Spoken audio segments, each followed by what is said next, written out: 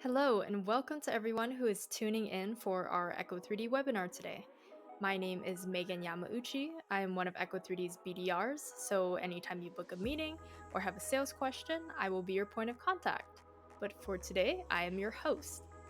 Before we start, I just want to say thank you for joining me as I share how echo3D can help improve your organization's 3D asset management workflows. This should be a very informative webinar, and hopefully I will cover all of the topics that you are interested in. In today's webinar, the topics that we will be going over are what is echo3D, enterprise features and a demo, how you can get started, and then frequently asked questions. So jumping right into it, what is echo3D?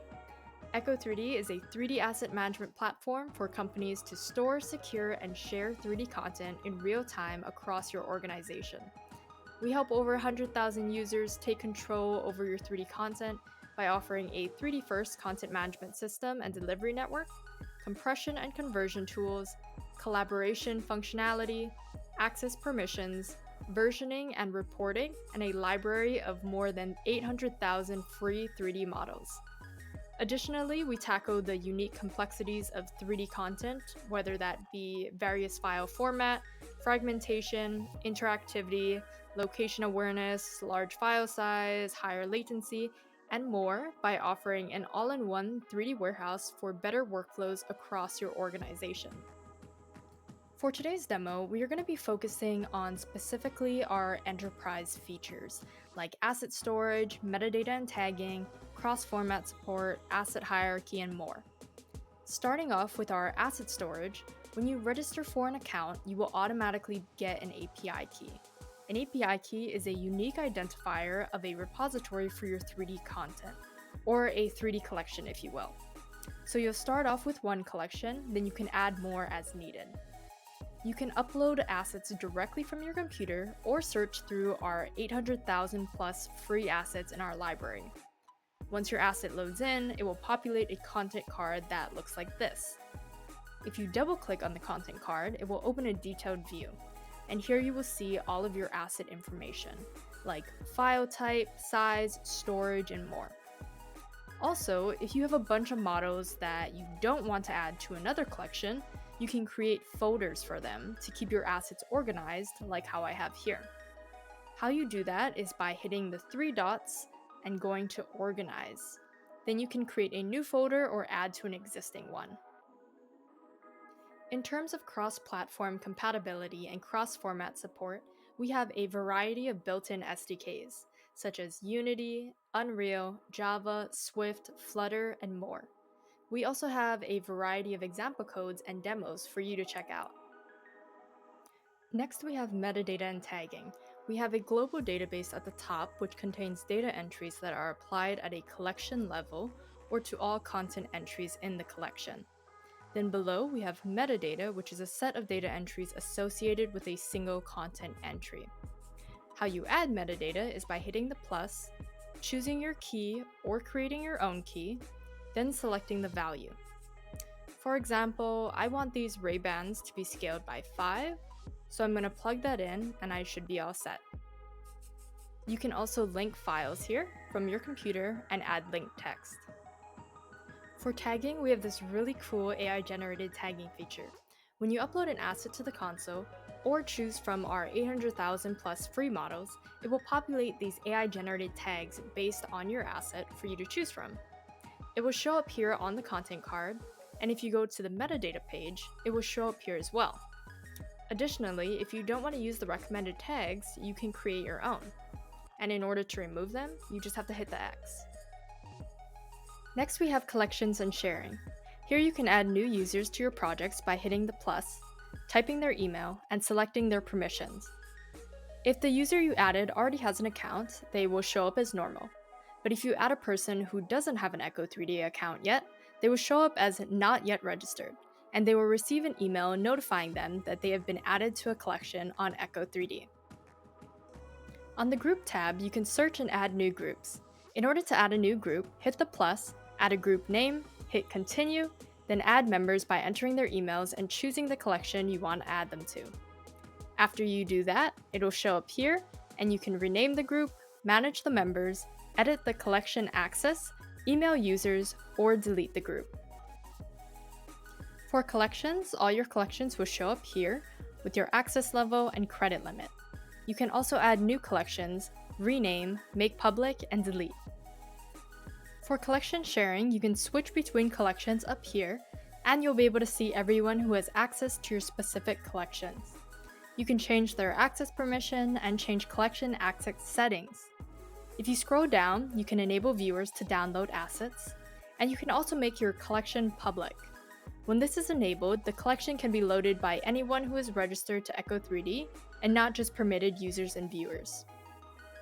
Next, we have asset sharing. Here you will see pending request from viewers, and you can approve or deny the request.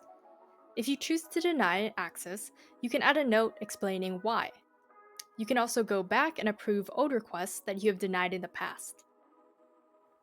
For this next part, we're going to go back to the content page and talk about asset hierarchy. In order to access the asset hierarchy editor, you need to double-click on the content card to open the detailed view. Then you can click on hierarchy, and here you will see that you can add new parent assets and new child assets. So let's test this out. I want to add some child assets to my car, so all I need to do is find the asset I want and select that. Once it loads in, if you choose to remove it, all you need to do is hit the X. It should also be noted that a cyclical hierarchy structure is not supported, and adding relationships that would result in such a structure will be rejected. We also have version control. By default, the first version of your asset is the original upload file, and a new version is created whenever the asset file or target is updated. So when you double-click on the content card to open the detailed view, you will see versions. If you click the three dots, you have a few options like revert to older version, copy the version ID, edit, and delete. Another feature we have for content processing is duplicate detection. We detect duplicate entries within the same project during the upload process with the aim of preventing accidental duplicate uploads, as well as saving our users credit expenditure on storage when a duplicate entry is desired. When a duplicate entry is encountered, you will be prompted with a note that says, "Are you sure you would like to upload this file again?" From there, you can confirm or deny. Next, we have a very important enterprise feature, and that is our 3D content processing. On the Convert and Compress page, you can easily convert your assets to different file formats and optimize. We have our standard compression, which is our Draco compression, and then we have the echo3D Ultimate compression. In the Ultimate compression, the model will go through extensive compression, which dramatically reduces file size. When compressing a file directly, only GLTF and GOB files are supported. Also, it only supports a GOB output and works with selected 3D players. You can also note that this compression may be lossy. Additionally, you can easily poly reduce your assets, like how I'm doing right now. Next, we have analytics. We have a bunch of different analytics to help you monitor your assets and account. On the Locations tab, you can see where your targeted assets are and asset usage on a map. If you don't have any targeted assets and are looking to do so, you can go back to the content page, double-click the content card, and hit AR Target. When you hit Edit Target, you'll get a few options for tagging: anywhere, specific location, and on an image.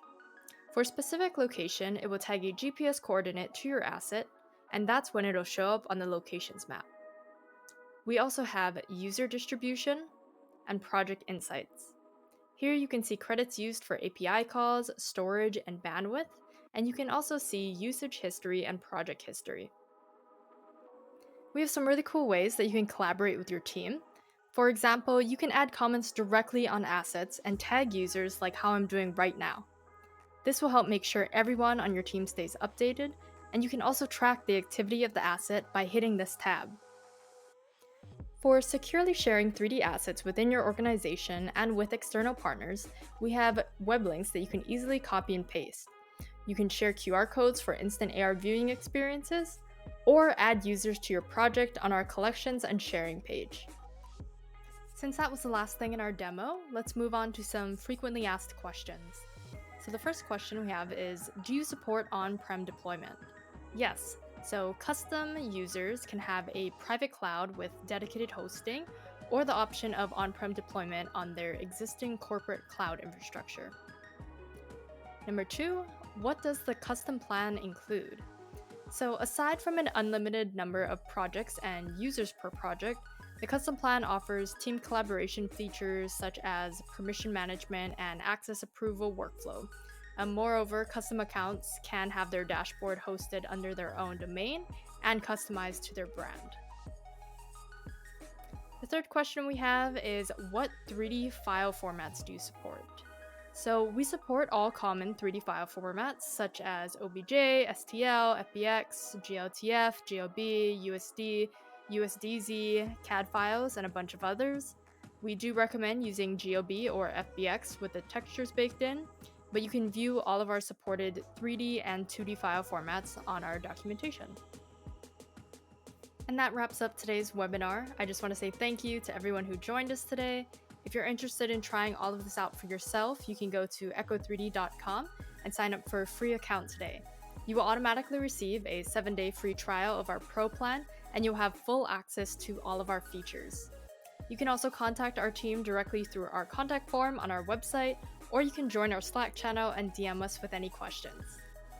I hope you enjoyed this webinar, and we look forward to seeing all the amazing things you store, secure, and share using Echo3D.